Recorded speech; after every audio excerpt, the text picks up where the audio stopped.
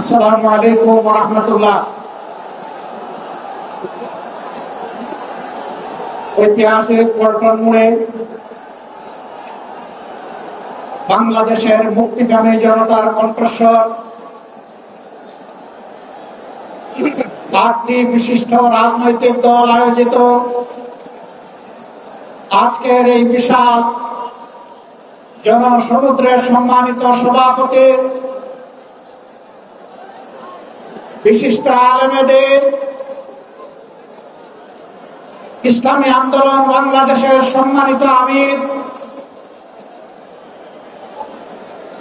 জনাব সৈয়দ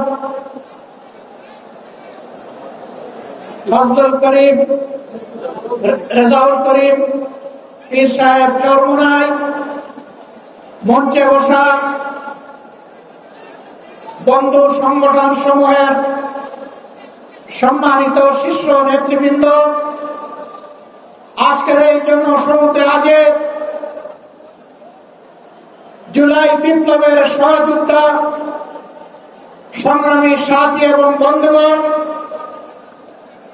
গণমাধ্যমের সম্মানিত বন্ধুগণ, আমরা মহান আল্লাহ তাআলার শুকরিয়া আদায় করছি। জুলাই বিপ্লবের মধ্য দিয়ে ফ্যাসিবাদের পতন হওয়ার কারণেই আজ পল্টন মোড়েও এই সমাবেশ অনুষ্ঠিত হতে পারছে। আলহামদুলিল্লাহ রাব্বিল আলামিন। প্রিয় দেশবাসী, আসরের নামাজের সময় আসন্ন হয়, আমি খুব সংক্ষেপে দুই একটি কথা বলেই সভাপতি সাহেবকে আমরা তার বক্তব্য প্রদান করার জন্য আহ্বান জানাবো ইনশাআল্লাহ। আমাদের দাবি খুব বেশি নয়, অস্পষ্ট নয়, দাবি কম, খুবই সুস্পষ্ট। 1 নম্বর দাবি হচ্ছে জুলাই বিপ্লবকে স্বীকৃতি দিতে হবে। যারা জুলাই বিপ্লব মানবেন না তাদের জন্য 26 সালে কোনো নির্বাচন নাই। 26-এর নির্বাচন দেখতে হলে আগে জুলাই বিপ্লবের স্বীকৃতি লাগবে, আর জুলাই বিপ্লবের স্বীকৃতি দিতে হলে জুলাই সনদের আইনি ভিত্তি দিতেই হবে। এই আইনি ভিত্তি ছাড়া কোন নির্বাচন অনুষ্ঠান হওয়ার কোন সম্ভাবনা নেই। কখন হবে এই আইনি ভিত্তির গোড়াপত্র?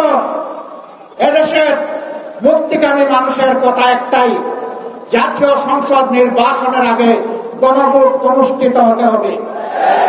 গণভোটের ব্যাপারে সকল দল একমত, তাহলে তারিখ দিয়ে এই বায়নাবাজি কেন?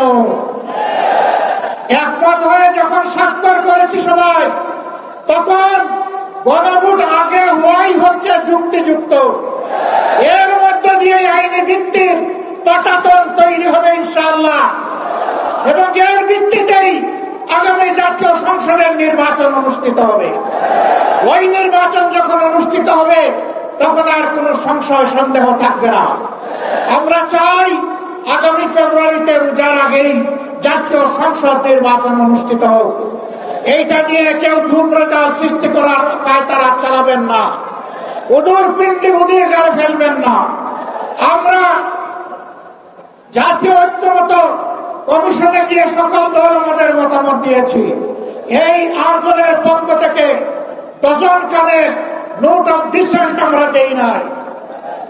আমরা প্রস্তাবনা যৌক্তিক মনে করে সেখানে আলাপ আলোচনায় আমরা ইতিবাচক মত দিয়েছি। এরপরে সংখ্যাগরিষ্ঠ দলের মতামতের ভিত্তিতে একটা চার্টার তৈরি হয়েছে। এটি হচ্ছে গণতন্ত্রের কথা, যে সংখ্যাগরিষ্ঠ যা বলবে বাকিরা তাই মেনে নেবে। কিন্তু আমরা দেখলাম না, কেউ কেউ তা মেনে নিতে রাজি নন। জুলাই সনদেই যদি আপনি গণতন্ত্রের প্রতি শ্রদ্ধা না দেখান, জাতীয় নির্বাচনে আপনি শ্রদ্ধা দেখাবেন কিভাবে? এই জায়গায় আসতে হবে। সকল বায়না ভুলে যান, জুলাই শহীদের রক্তের প্রতি সম্মান দেখান। জুলাই যারা লড়াই করেছে বুক প্রাণ করে, যারা পঙ্গু হত এখনো দুঃখে দুঃখে কষ্ট করছে, মেহরবানি করে তাদের বুকের ভাষা বোঝার চেষ্টা করুন। আমার ভাই আল্লামা মামুনুল হক সাহেব বলেছেন, লড়াই করে ফ্যাসিবাদ বিদায় করেছি, লড়াই করে জনগণের দাবি আদায় করব। আমি স্পষ্ট ভাষায় বলতে চাই, কোন দলের নয়, জনতার বিজয় হবে ইনশাআল্লাহ। জনতা কি চায় কান পেতে শোনার চেষ্টা করো। যদি এই ভাষা বুঝতে ব্যস্ত হন, তাহলে নিজের পরিণতির জন্য যে বুঝতে ব্যর্থ হবেন তাকে তৈরি থাকতে হবে। আমরা কথা দিচ্ছি বাংলাদেশের জনগণকে, আমাদের সহযোদ্ধারা আমাদের হাতে এনে মুক্তির প্রাথমিক পরিবেশটা উপহার দিয়েছে।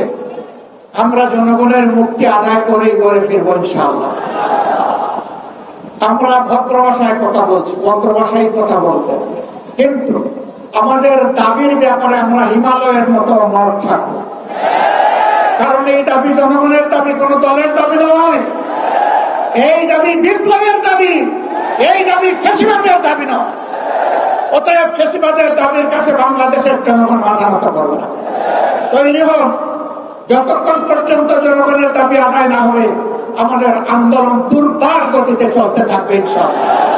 আজই শীর্ষ নেতৃবৃন্দ এই মিটিং এর পরে আমরা মিলিত হচ্ছি। পরবর্তী কর্মসূচি যথাশীঘ্রই আপনারা জানতে পারবেন।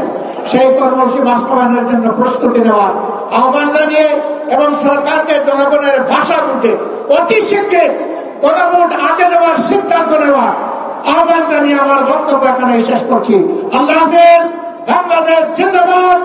আর দলীয় আজকের এই সমাবেশ জনগণের দাবি আদায়ের পাঠাতন হোক। আসসালামু আলাইকুম ওয়া রাহমাতুল্লাহ।